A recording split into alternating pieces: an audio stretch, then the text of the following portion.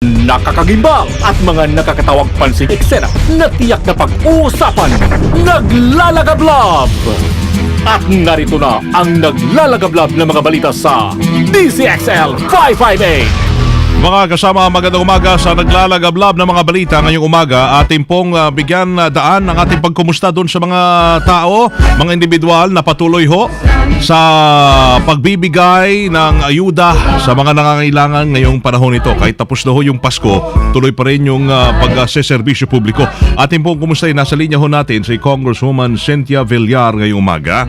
Congresswoman Cynthia Villar, ma'am, magandang umaga ho sa inyo. Magandang umaga, Buddy. Opo, si Buddy at saka si Weng. Opo.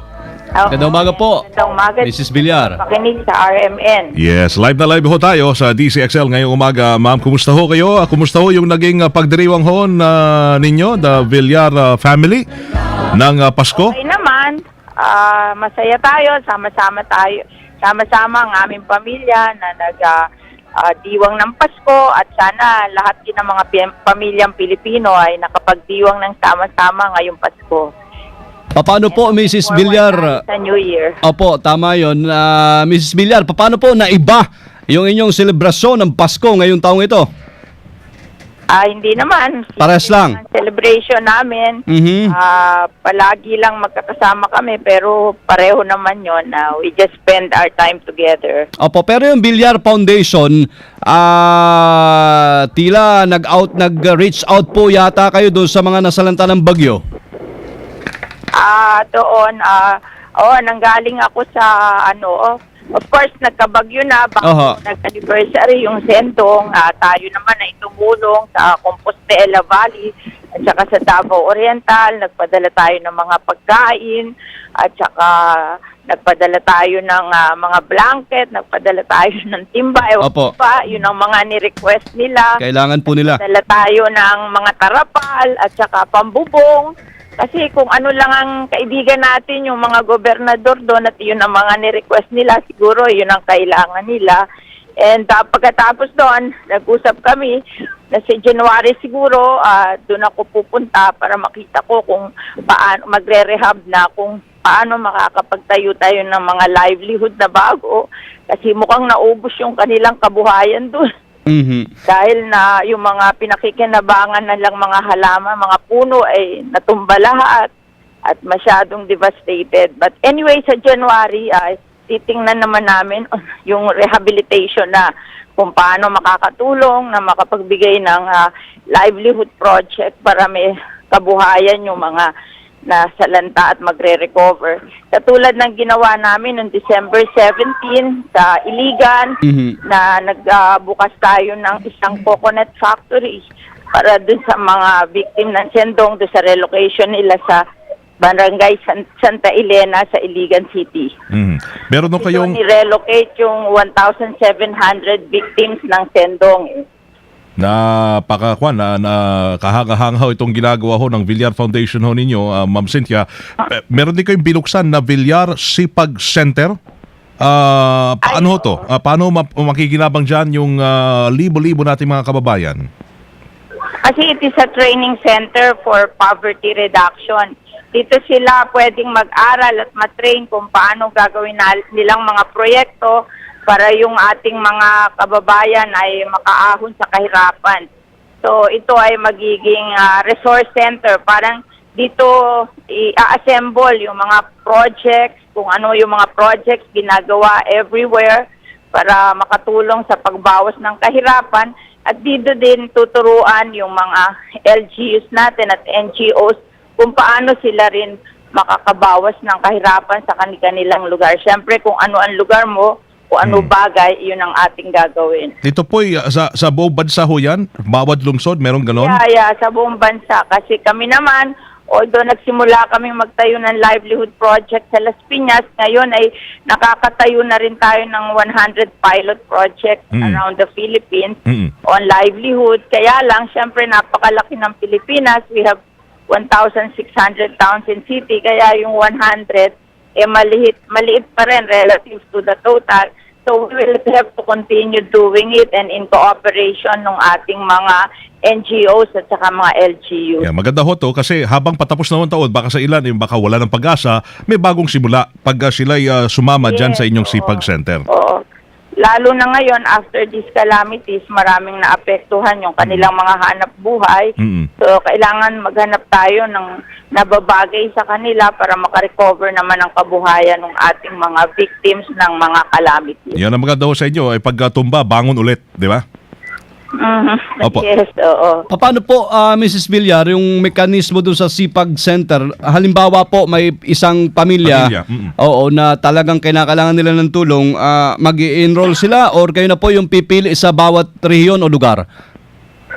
Usually po, ipili kami ng lugar eh. It can be a barangay, Oho. it can be a town, it can be a city, at supposed to be, dapat meron ding proponent, yung mga taga roon na gusto. Okay. Para maging successful.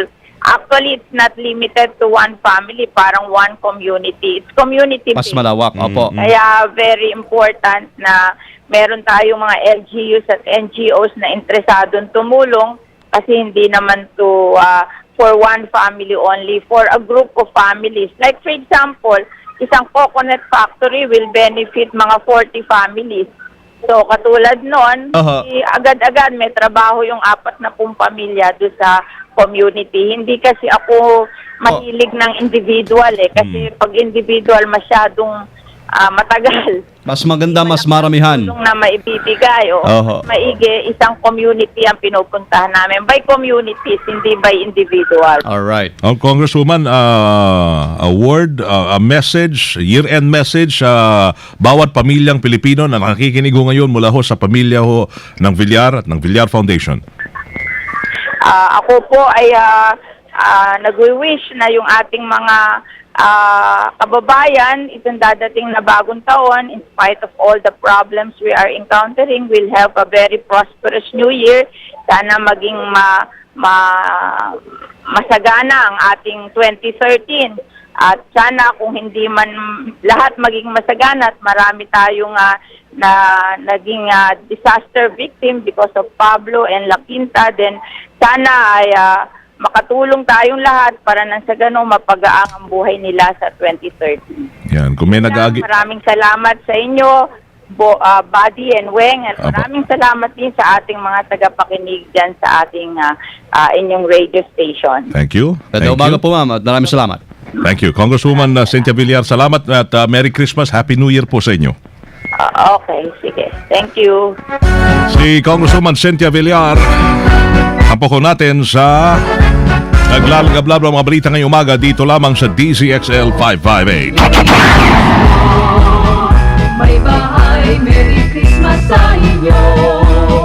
Sana ay pagpalain kayo ng banal. DZXL Bulat Palaro. Wiki lang to, wiki. Wiki, sa palakasan sa PBA, isa pong hakbang na lamang kailangan makakasampalan sa finals ng Rain or Shine Elasto Painters. Yan ay matapos talunin ng Elasto Painters yung San Mig Coffee Mixer sa Game 4 ng PBA Semifinals sa score na 83-74 kagabi. Yan. DZXL Showbiz Balita. Andiyan na ba siya? Ala, na next year na daw. Labo talaga to. Hindi ka nagte-text eh. Hindi nag-email na tayo. Hindi ko alam ba panawagan ho. Kung may sa ikalawang pagkakataon, nasungkit na naman ni Weng de la Peña. Ding Dong Dantes. Bakit kasi meron nagkamali, unang nasulat nabura tuloy na Ding Dong Dantes ang Best Actor Award sa awards night ng 38 Metro Manila Film Festival. Na late pa ang dating so late Ding Dong Dantes na late ni Dong. Pero nakahabol rin at nakabigay ng acceptance. Ganyan yun, parang drama na yan. Artista yung mga yan. Kunyari late na yan, ni alam niyo. Ayos na. Siya yung nanalo para sa horror movie na Segunda Mano nung last year. Ngayong taon, para naman doon sa drama film nila ni Angel Locsin. Yan, ganda yan. Yung nanihiram ng batya. Yung isa pang pagsubok. One more try. Ayos na. Ayos. Hindi gasgas. Best actor. Hindi Best actor. patras. Best actor. Medyo madulas. Ito ang balitang Unang himagas. Pagsubok din to sa kanya. Ah. Pagsubok din sa Pagsubok kanya. din, pangalawang beses Pangalawa. na. Maagang gumising. Sa Singapore pala si Loli. Oh. Ah, pala. Buti pa siya nakarating doon. Tayo dito lang. Oh, sige. Eto, chay, chi, kwatche. Wala. Si Imaga. Wala, naka-off Wala. yung mic mo. Tingnan mo. Ganda Wala na ka, sa akin mic. sinasabi. Si Oh, Elbesa kasi. Ibaba na. mo, yan. Yan. Ibaba mo. Yan. Baba pa. Wala yung mic. Wala siya mic. Alogi, negosyo eh. Wala mic. 早上好 Yan. Ayan. Good morning. Siopaw Hello. Ikaw talk about your himagas. Yes. Umaangat na talaga ang teknolohiya natin.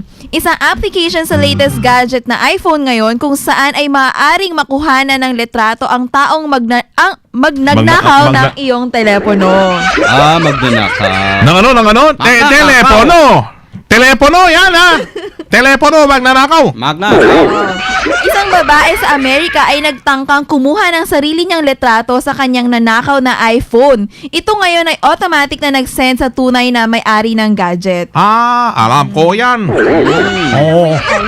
Kinasabi mo ngayon, kaya alam ko na. Alam mo, ito pa ang maganda sa application na to. Ano pa? Kung sino ang magtangkang buksan ang telepono, automatic na Picture. makukuhaan nito ng litrato at Ba. automatic ding ito magsisend sa email ng may-ari, pati na din ang location ng magnanakaw. Alam mo na. Alam mo na. Ganon.